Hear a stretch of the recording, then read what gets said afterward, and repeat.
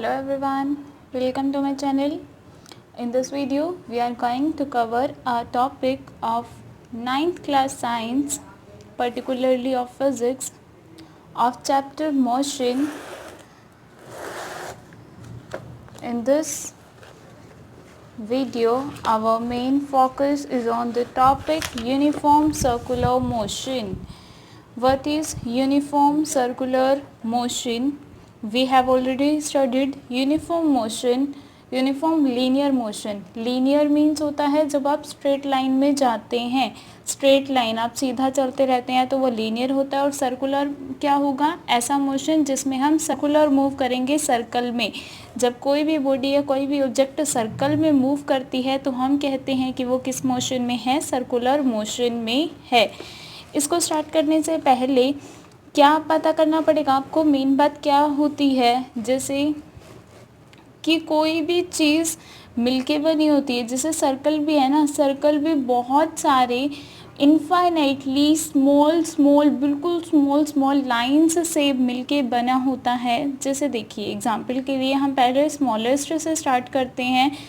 आपने लिया square. Square क्या होता है? जिसकी 4 साइड्स होती हैं और 4 की 4 साइड्स क्या होती हैं? इक्वल. अब किसी को ए बी सी डी इस टाइप से कोई मूव कर रहा है, जैसे कोई एथलीट है, रनर है जो कि मूव कर रहा है, ए से बी गया, B to C, C to D and D to A. So इस टाइप से वो मूव कर रहा है. उस स्क्वायर की क्योंकि 4 साइड्स हैं तो दैट मीन्स उसने 4 बारी अपनी डायरेक्शन चेंज की. फर्स्टली वो A to B east direction में गया, then B to C south direction की साइड आ गया, सी टू डी फिर वेस्ट में गया एंड डी से ऊपर की साइड ए पे गया यानी कि नॉर्थ डायरेक्शन में. सो 4 टाइम्स उसने अपनी डायरेक्शन को चेंज किया. सिमिलरली अगर आप ले लेते हैं फिगर, आप पेंटागन ले सकते हैं. पेंटागन मीन्स जिसके 5 साइड्स होती हैं. हेक्सागन ले सकते हैं जिसकी 6 साइड्स होती हैं. ऑक्टागन ले सकते हैं जिसके 8 साइड्स हैं. सर्कुलर ट्रैक ले सकते हैं यानी एक सर्कल ले सकते हैं. सर्कल क्या होता है? बहुत सारी साइड्स, बहुत ज़्यादा छोटी छोटी, जैसे पॉइंट साइड. देखिए आप किसी को भी, जैसे यहाँ पर साइड्स थी ना, अगर आप इन साइड्स को और छोटा करते जाएंगे, पहले थोड़ी बड़ी साइड थी, अगर आप साइड्स को छोटा करते जाएंगे और नंबरिंग इंक्रीज करते जाएंगे तो इस टाइप से फिगर बनती जाती है.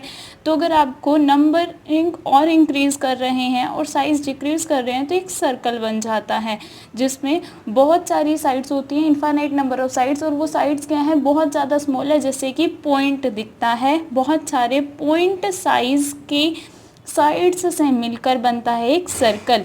अब देखिए 6, यहाँ पर अगर किसी एथलीट को मूव करना है, ए से बी गया, फिर B to C, C to D, उसे बार बार अपनी डायरेक्शन चेंज करनी पड़ी. और कितनी बार करनी पड़ी? 6 टाइम्स.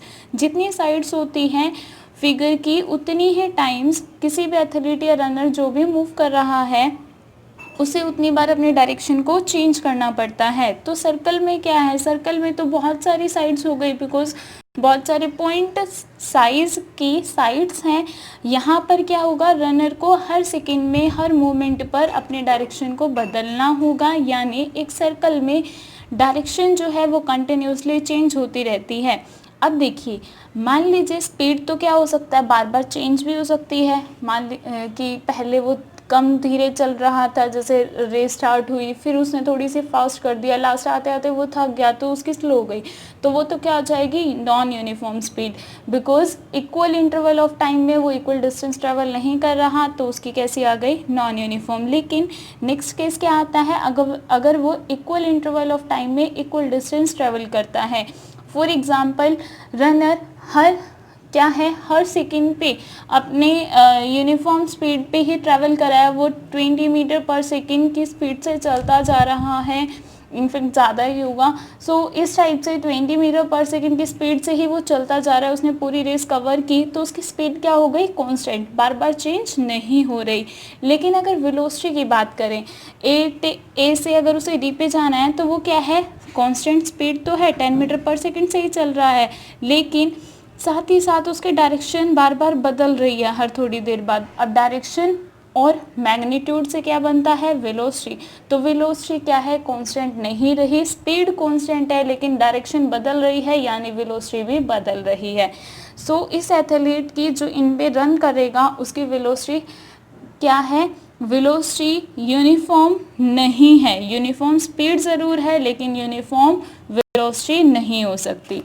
आई थिंक आपको ये बात समझ आई होगी। इसीलिए हम कह सकते हैं कि जब भी कोई बॉडी जो है किसी भी सर्कुलर पाथ में मूव करती है, सर्कल में मूव करती है, तो उसकी डायरेक्शन बार बार बदलती रहती है। डायरेक्शन बदलने की वजह से डायरेक्शन बार बार जो है वो चेंज होती रहती है, और डायरेक्शन चेंज होने की वजह से उसकी वेलोसिटी बदलती रहती है। बेशक उसका स्पीड जो है वो कांस्टेंट हो, लेकिन डायरेक्शन की वजह से वेलोसिटी चेंज होती रहती है।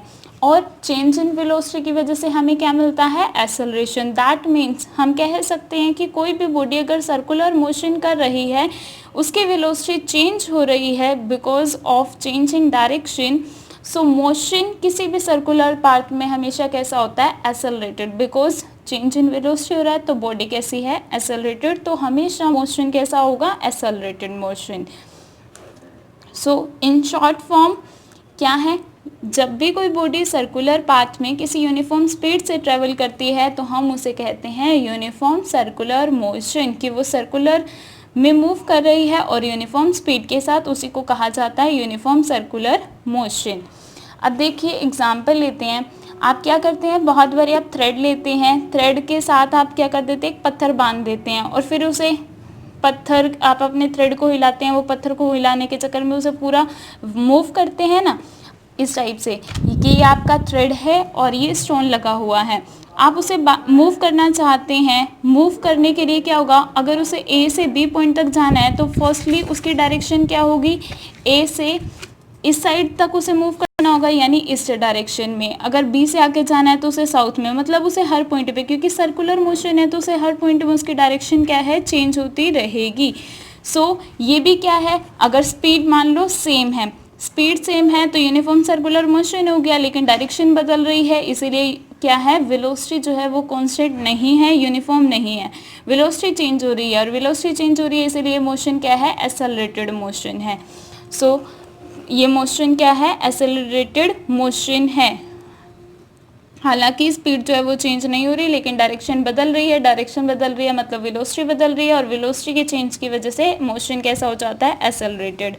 अब आपको ये चीज़ और काफ़ी इंपॉर्टेंट टॉपिक है, और ये +1 +2 के पॉइंट ऑफ व्यू से भी काफ़ी इंपॉर्टेंट है, और इससे आपके माइंड में काफ़ी सारे क्वेश्चंस पे क्लियर हो जाएंगे। हमारे सोलर सिस्टम से रिलेटेड कोई एक फोर्स जो बहुत ज़रूरी होता है किसी भी बॉडी को सर्कुलर मोशन प्रोवाइड करने के लिए। कोई भी बॉडी सर्कल में मोशन तभी कवर कर सकती है जब एक फोर्स लग रहा हो। अब ये फोर्स क्या है? जैसे आपने पत्थर को बांधा हुआ है थ्रेड से, अब ये थ्रेड के सहारे पत्थर जो है मूव करता जा रहा है। ये किस वजह से करता है? जो हमने थ्रेड को पकड़ के उसे खींचा हुआ है ना, जो पुल अप्लाई किया हुआ है, वही वो फोर्स है जो बनाता है कि स्टोन जो है वो सर्कुलर मोशन में मूव करता रहे। अगर वो पुल, जैसे हम अपना पुल छोड़ देते हैं, हम उसे खींचना छोड़ देते हैं तो वो मूव नहीं करेगा। हम पकड़ के उसे पुल करके रखते हैं, उसी की वजह से वो स्टोन जो है वो घूमता रहता है। इसी मोशन को क्या कहा जाता है? Motion which is needed to make an object travel in a circular path is called centripetal force। वो फोर्स जो काफ़ी ज़रूरी होता है किसी भी ऑब्जेक्ट को सर्कुलर पाथ में रखने के लिए, उसे हम कहते हैं सेंट्रीपिटल फोर्स। ये काफ़ी इंपॉर्टेंट डेफिनेशन है। अब देखिए इससे हमारे सोलर सिस्टम का क्या रिलेशन होता है। जैसे प्लैनेट्स हैं, प्लैनेट सन के अराउंड रिवॉल्व करते हैं।